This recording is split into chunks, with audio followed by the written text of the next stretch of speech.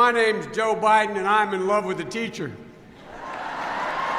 My Jill is literal when she says, teaching is not what she does, it's who she is.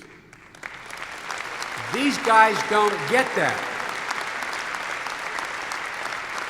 I think they don't understand why you chose to teach in the first place. There's a pretty uniform view held by Mr. Romney and the Republicans in the United States Congress today.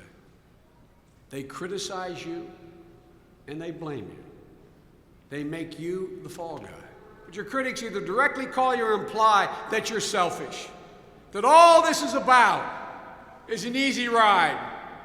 All this is about is you. As if you're not part of the community. As if you decided to teach for fame and fortune that you get from teaching.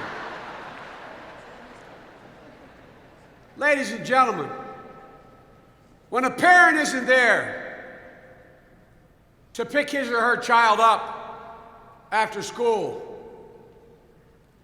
because their car broke down or some other reason, and you have a doctor's appointment, what do?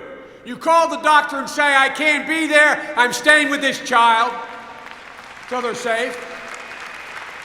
You're the same people who organized the fundraiser for the family whose house burned down and they lost everything in the house because it didn't have homeowners insurance. You're the people in the community that people turn to. You're the people who organized the bake sale at your church to raise money for summer camp. You're the same ones who go out and buy school supplies in some of your districts out of your own pocket because your kids can't afford them.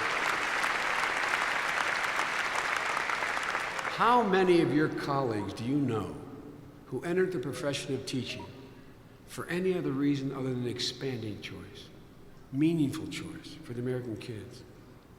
How many of you would trade a 5% bump in your salary for those kids who come up and look at you and say, Mrs. Jones, you changed my life? How many of you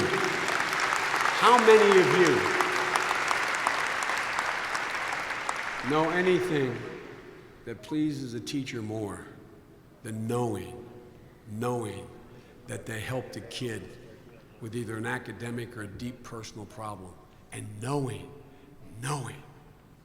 that you saved them? And there's so many stories I could tell. I'll give you one. I was up in York, Pennsylvania. Where's Pennsylvania? I was up in York. The teachers here from York can tell you their school district was flat stripped of money.